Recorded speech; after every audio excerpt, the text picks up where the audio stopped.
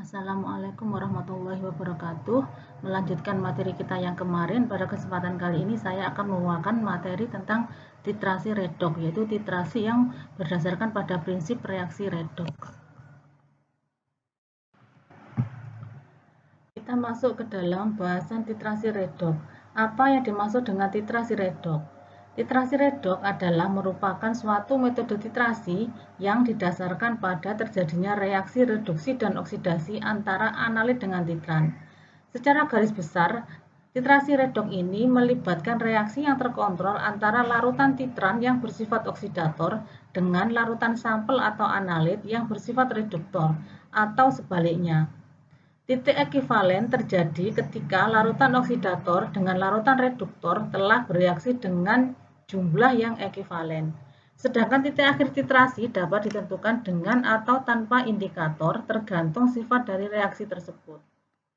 Syarat titrasi redoks hampir sama dengan titrasi yang lainnya, bahwa harus tersedia pasangan sistem redoks yang sesuai sehingga terjadi reaksi redoks secara stoikiometri. Reaksi redoks ini harus berjalan cukup cepat dan berlangsung secara terukur, dan tersedia indikator untuk menandai titik akhir titrasi.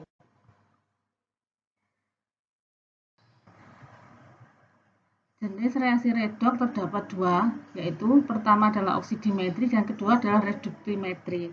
Dikatakan oksidimetri karena apabila larutan baku yang digunakan bersifat oksidator dan analit yang dianalisis bersifat reduktor. Dinamakan reduktimetri apabila larutan baku yang digunakan bersifat reduktor dan analit yang dianalisis bersifat oksidator. Iodometri dan yodimetri. Iodometri dan yodimetri ini berhubungan dengan sistem redoks iodin, triiodida, dan ion yodida. Jadi dasar reaksi redoks dari iodometri dan yodimetri adalah sistem redoks iodin dan ion yodida, di mana E3 akan tereduksi menjadi imin dengan potensial reduksi nol reduksinya sebesar 0,54 volt. Iodin adalah sebuah agen pengoksidasi atau oksidator yang lemah, sementara ion yodin adalah sebuah agen pereduksi atau reduktor yang lemah.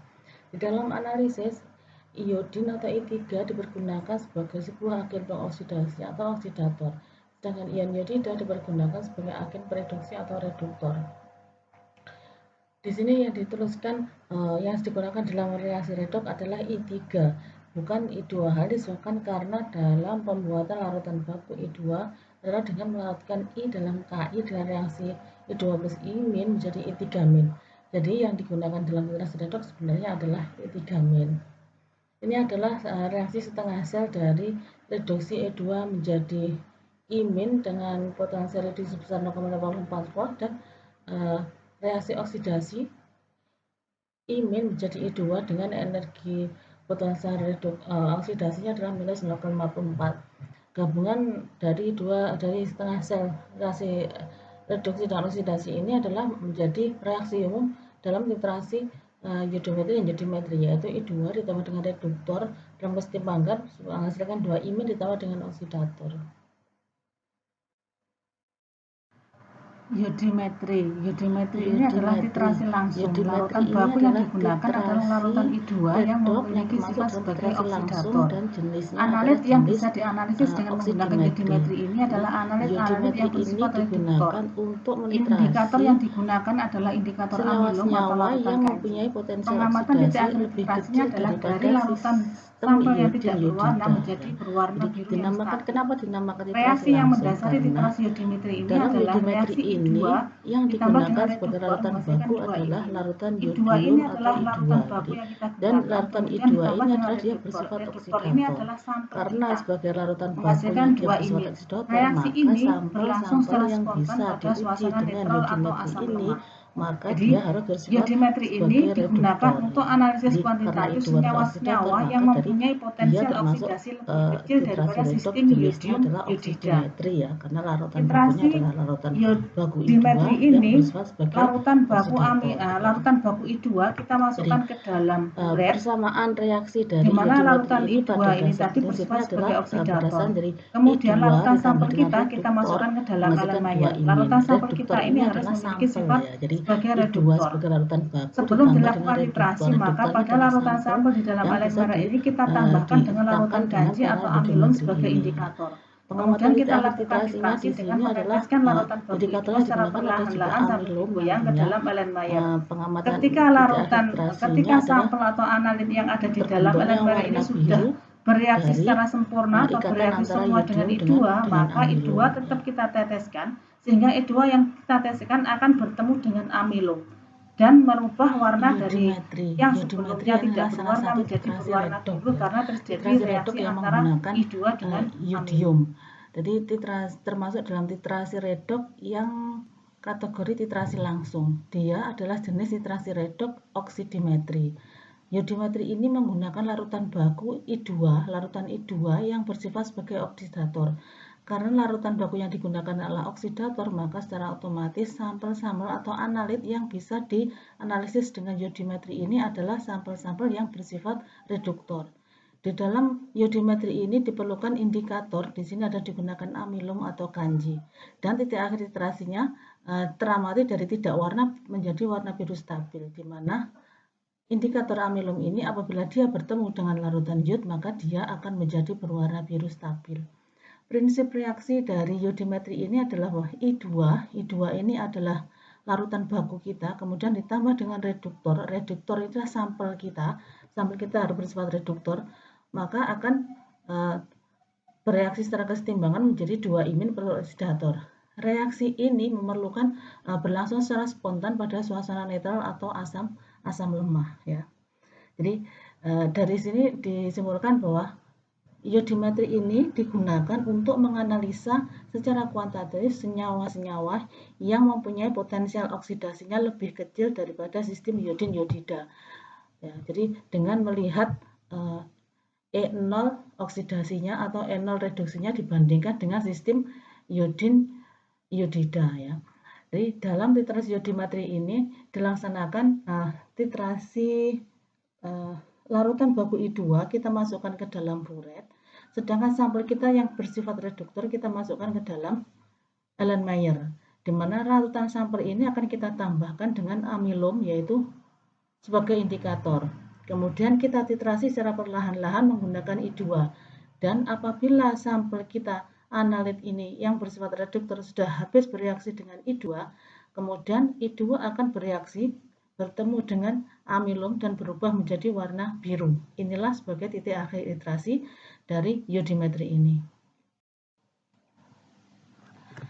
Metode yodimetri ini aplikasinya dalam bidang farmasi adalah digunakan untuk menentukan kadar zat-zat yang mengandung reduktor kuat. Contohnya adalah vitamin C, tiosulfat, arsenit, dan sulfit. Ya. Bagaimana kita tahu bahwa sampel tersebut memiliki sifat reduktor atau oksidator adalah dengan membandingkan E0 reduksinya terhadap E0 reduksi dari I2, ya. Dari tabel kita tahu atau kita ketahui bahwa E0 reduksi dari I2 adalah positif 0,54, ya. Nilai E0 yang positif kalau yang tinggi ini menunjukkan bahwa senyawa tersebut mudah tereduksi sehingga dia termasuk dalam oksidator yang kuat. Di sini E0 reduksi dari I2 menjadi 2 imin adalah positif 0,54, maka dia termasuk kategori oksidator lemah karena nilainya kecil mendekati 0, ya. Suatu zat yang memiliki potensial reduksi yang lebih tinggi akan mengoksidasi zat-zat dengan potensial reduksi yang lebih rendah. Dari sini kita tahu bahwa dari tabel yang lain diketahui bahwa E0 reduksi dari vitamin C ini adalah positif 0,116. Nilai positif 0,116 ini adalah lebih kecil dari 0,54, ya. Jadi E0 reduksi vitamin C plus 0,116 lebih kecil nilainya dari E0 reduksi I2 yang positif 0,54, sehingga vitamin C ini dapat dianalisis dengan yodimetri di mana vitamin C akan dioksidasi oleh larutan I2. Di dalam yodimetri, larutan standar yang digunakan adalah larutan I2. Larutan I2 ini dibuat dari yodium atau berupa padatan berkilauan berwarna hitam kebiru-biruan, mudah menguap pada suhu kamar menjadi gas berwarna ungu biru dengan bau yang menyengat. Yodium ini sangat sukar larut di dalam air. Akan tetapi dia larut dalam larutan yang mengandung Ki.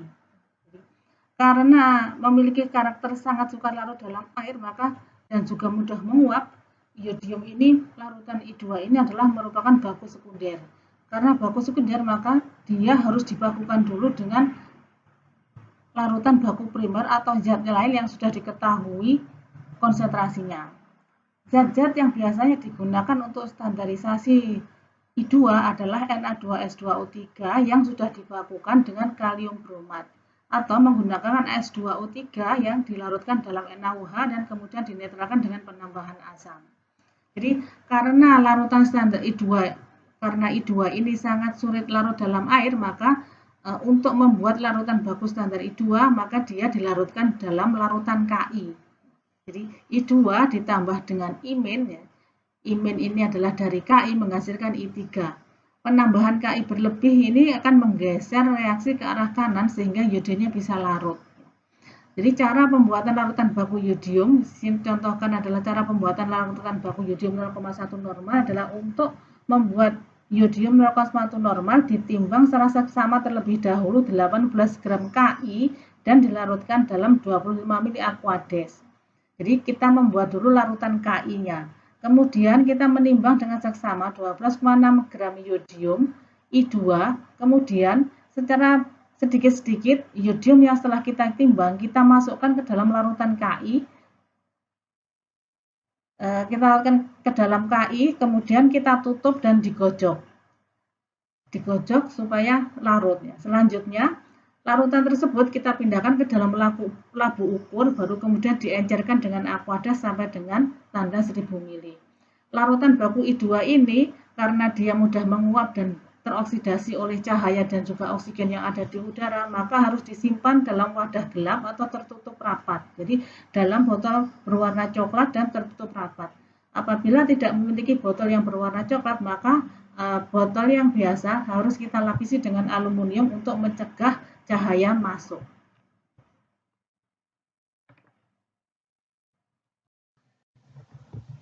Larutan standar larutan baku I2. Larutan baku I2 mempunyai sifat mudah menguap, sangat mudah terurai oleh cahaya, teroksidasi oleh O2 dari udara, sehingga konsentrasi dari larutan I2 ini tidak stabil dan perlu dilakukan standarisasi tadi ya, dengan melakukan standarisasi dengan Na2S2O3 ataupun dengan S2O3 ya.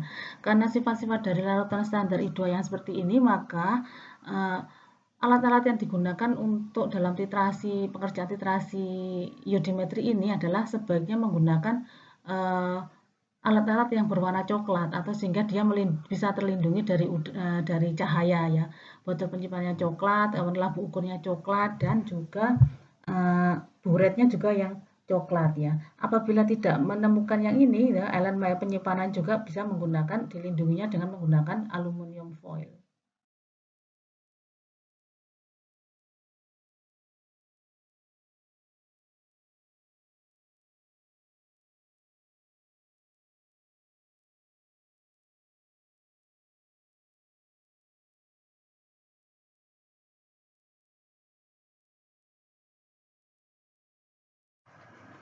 Indikator yang digunakan dalam titrasi iodimetri ini adalah indikator amilum.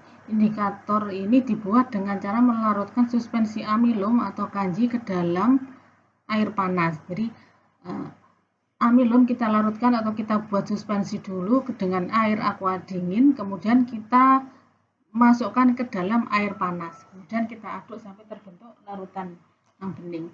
Kemudian amilum ini dengan iod akan membentuk kompleks yang berwarna biru.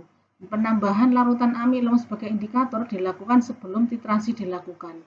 Amilum atau larutan amilum atau kanji ini apabila bertemu dengan atau kelebihan I2 atau titran I2 yang kita teteskan, maka akan membentuk kompleks amilum yang berwarna biru. Kompleks amilum iod yang berwarna biru. Sehingga titik akhir titrasinya teramati dari larutan sampel yang tidak berwarna berubah menjadi warna biru.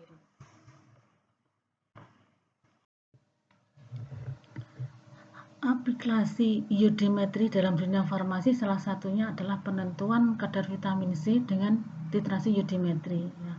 Nah, kita tahu bahwa iodium tadi relatif tidak larut dalam air, sehingga untuk membuat larutan baku I2 dibuat dengan melarutkan I2 ke dalam larutan Ki, sehingga akan terbentuk kompleks iodium dengan iodida untuk membentuk triiodida. Jadi I2 ditambah dengan imin dari Ki menghasilkan ion triiodida ya. Triiodida ini nanti akan mengoksidasi vitamin C sampel kita untuk membentuk asam dihidroaskorbat ya. Dengan reaksi seperti ini C6H8O6 ditambah dengan I3- plus H2O menghasilkan C6H6O6 atau dihidroaskorbat plus 3-imin plus 2H+. Ya. Selama vitamin C masih ada di dalam larutan sampel, maka triiodida diubah menjadi ion iodida dengan sangat cepat. Namun ketika semua vitamin C sudah teroksidasi oleh larutan baku I2, maka iodium dan triiodida akan bereaksi dengan amilum atau pati membentuk kompleks iod amilum yang berwarna biru yang menandai sebagai titik akhir titrasi.